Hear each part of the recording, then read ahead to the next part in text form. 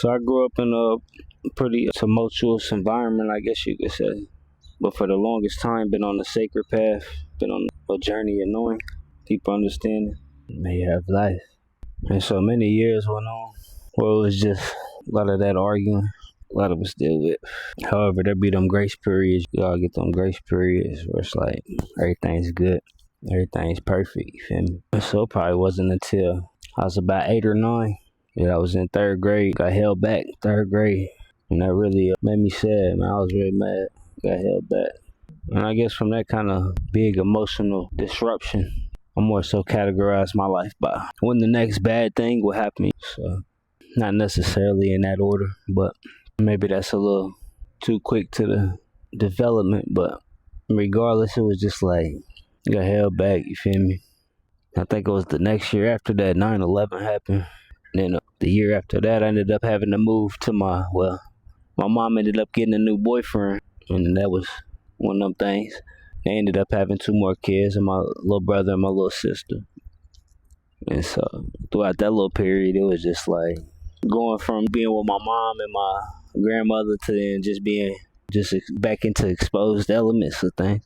So life developed in that raw sense for me early on, probably about 9 or 10, living with adult conscious awareness type shit. So a lot of the time I was really scared of my own power, my own ability to talk to people, or getting caught up in comparison energies and things like that, which do taint our own ability to create.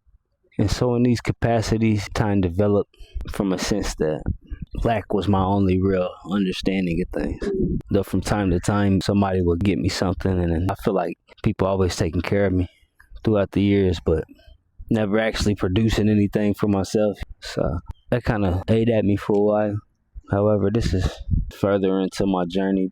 I say though, when I was around 11, 12, I moved from my mom's to my dad's. And this is where the real change happened, because it was just a whole shock to my nervous system. For 1 second, I'm with my mom, she's chill. Next second, she got a boyfriend, this and that. I got all kinds of stuff going on. And then right after that, I live with my dad. And see, my dad's cool and he wants to be, but most of the time, he's in a different world. So I can say I get that from him a lot of times, just being in my own world. And it wasn't until really about that age when I exposed, or I should say, came across one of them adult magazines. And that from there was pretty much a deep wound that I held right there and just let build over time. In the sense that I developed a craving for the female body. However, I didn't want to ever disrespect or go against the grain in a way that would disrupt certain traditional elements of life. However, ultimately, being in that energy had thus caused for these things, where I once felt compelled to be in the presence of others. Slowly but surely did that not drain that want and need for me to be in, to enjoy others' presence. And so for any of the young men that may be watching this out here, it's always good to leave alone those lustful paradigms. Otherwise, you'll find yourself in a deeper trial that many of us are prepared to handle. And so consecutively over the years, there's kind of a fooling awareness. Much of my intimate moments were from these gatherings of others' intimate moments. And so how we get there from a perspective of change in culture is understanding the love and vibration that does resonate amongst all of ourselves, so far as we let it. However, in the elements of darkness, there can be no love, there can be no beauty, only pure chaos. It's only when we rein our darkness in do we actually come the light that we need to see in the world. And so many of those years that we do spend re-examining ourselves, we shall come to know that these are deeper revelations, and the core and the meat of the issue lie not with us wanting deeper intimacy with our counterparts, however, lie in a system that is hell-bent on separating us from such intimate gatherings in the form of glitz and glamour, in the form of providing a currency that only begets wealth to the wealthy and makes the poor poorer. So then by this method, And by this metric, do they have such a sustainable system to continually pervert our traditions? However, there does lie the free will within it all. So for it to be made anew, recultivated, re-examined, those intimate areas that were only for a time and should only be for such a time, displayed freely, for the rest of them shall or should need to be put behind some kind of paywall, put behind some kind of system. The free access to those intimate desires that we all hold when we are of a young age, they can refine us, or they can cause much chaos in our life if misdirected. And furthermore, we can feed into those desires and we can rush forward and get everything that we thought we wanted, only to see that in doing so, we missed out on the early potential that we could have gained in the suffering that our Father calls us here for. And this suffering is only meant for the Father's true chosen. For many have been called, few are chosen, and many who do good lives live so and do so according to the Lord's ways. I've come here not to perverse, though it may seem, the way I talk or the way I speak. Know that these suppressed ways of being, the ones that do create the animosities, that do create the tensions and the anxieties, causing the further perplexities which drive ego into formation. Know that these things do need to be spoken, and know certainly that by doing so that they shall shed light to any inner turmoil that you may have faced in life. In this gathering, we come together as a holy covenant. And so when we display our wounds before one another, we're not just helping ourselves, but we're helping the next person. And so I say all that to say that I spent many years dealing with the adult industry, dealing with pornography, in the sense that I was feeding the very thing that I didn't want to see, in the sense that I didn't want to see it, but had to see it. And so in this balance, much of life has taught me that we come here to experience life in its totality. Some of us, while others may gather upon the surface, there are those of us who need to experience more and come into deeper wisdom and evolve the consciousness that had once been, or that has been being shown to us, can become corrupted over time when we do not follow with true love and true passion, when we seek only destruction amongst each other. We know that will only bring more destruction.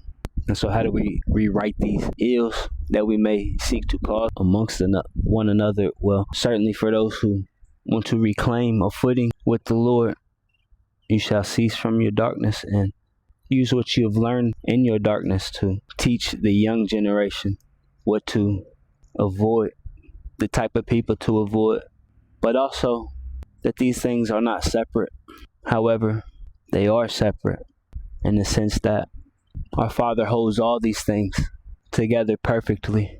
So while many may come to see our Father as a tyrant or see our Father as this or that, too then have they become the enemy of our Father.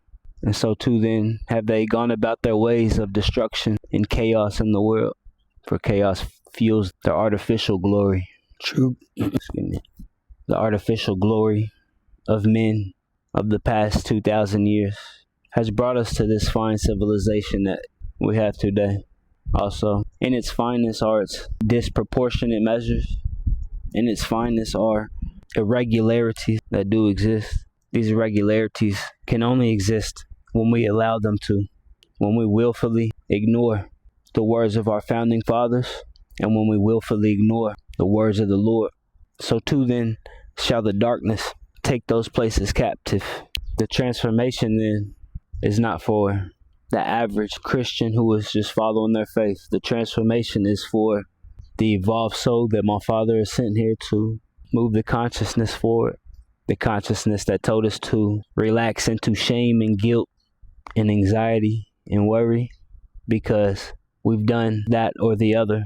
The consciousness of old has had its time. The consciousness of old has built what it has needed to build. And essentially it has come to the end of its roost, because we see that with power, their form of power, only comes deception. And when you only have deception from power, this must be an artificial power as well then. So we know that these governments, these controlling bodies, are also artificial powers, because the true power lies in the light that is within us, that our Father has given us.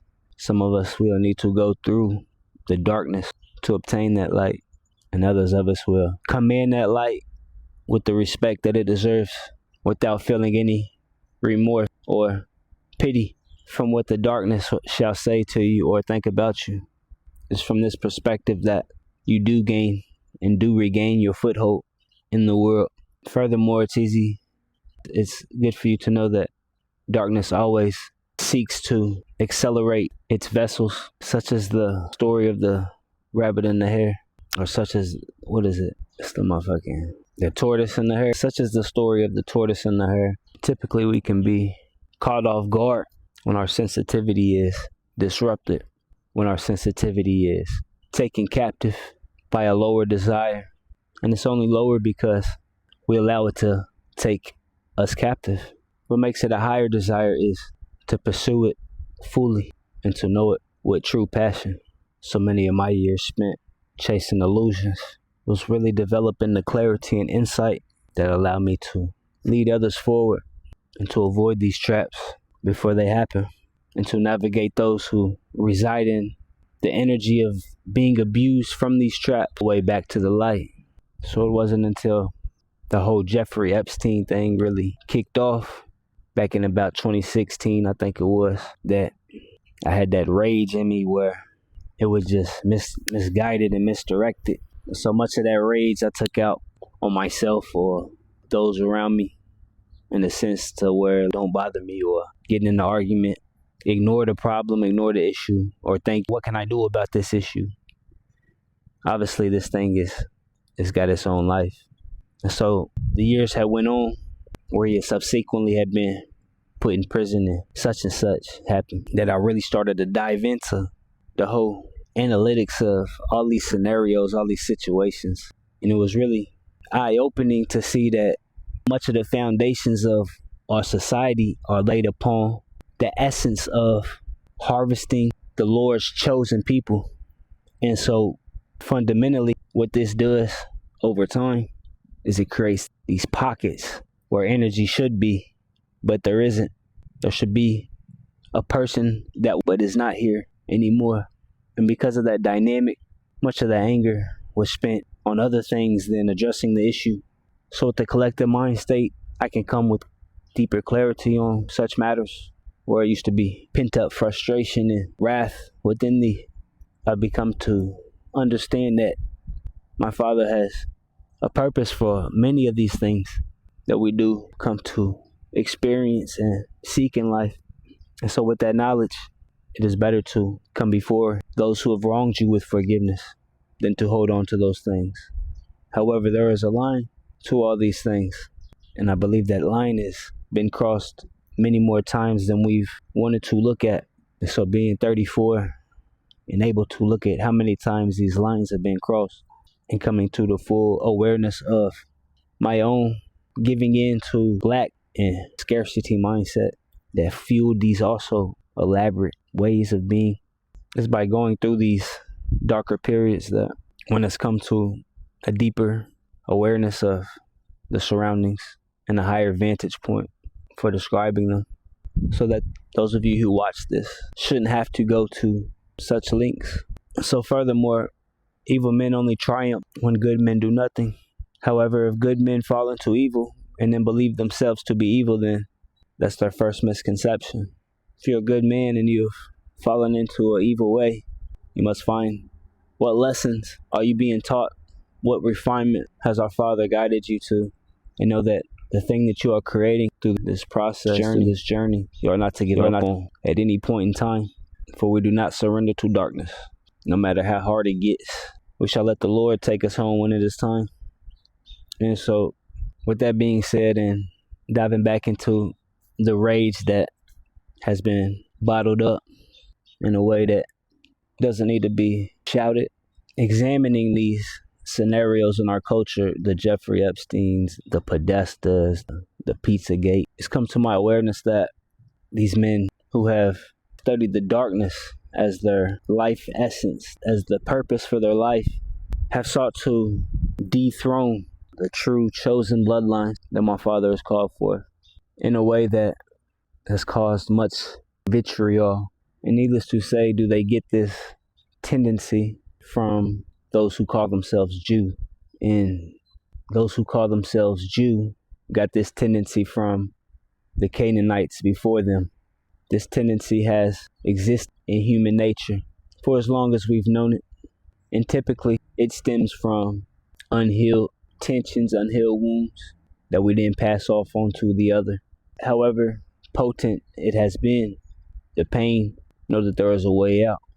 But if we just take a step back into the history books, we see that many of the dichotomies in relationships have developed, been orchestrated over time to look a certain way, meaning that where they overstep their boundary by creating a system that harvests is by creating a system that is used to harvest the inheritance of the chosen ones. What does that mean? That means that by putting us in 9-to-5 lifestyles and telling us to not expect much and that this is the way things go, you can only get rich if you sell your soul, that we subsequently fall into their patterns and their schemes. The way of the Lord is rich and is abundance. And so we do not get our abundance from men. That is our first fallacy, to think that men who give out this paper money is true abundance. If anything, this paper money needs to be reconfiscated for the United States of America only, in the sense that no banking institution outside of America should be able to determine the value of the dollar, nor should they be able to exacerbate the issues that go on within the world. For it is by their dominion and their worship of false gods that they do get this illusionary power, this sense of control through chaos. But once you map the chaos, then it really all begins to look like it should. And that's just chaos, but predictable. And so our first, in the process is always understanding why we keep coming back to this thing that does hold this vice over us, that holds this power over us, this greed, this lust, this gluttony, this temptation, whatever it is. We get to the root of that. Then we can begin to understand how to move forward, but begin to understand that our darkness is not evil. Evil begets evil, but a good man is not just all good. So that's for my young man out there who needed to hear that. There will be a time where you'll go through these harder lessons so that you'll become a greater teacher to others, if it may be so, to the Father and to the Lord. And so in this we'll continue to create. And I really wanted to say that through the suffering that I've endured and holding true to the dreams that I've held as a young kid, wanting to make music and just following the Lord's word and not worried about no thing but the raw element of what I need to know. So too shall you also be able to overcome these journeys and these obstacles in your journey, I'm saying. So too shall you be able to overcome them and become greater than you've ever been, so long as you don't let up. My fucking back is on ass, boy. Father took my back out today.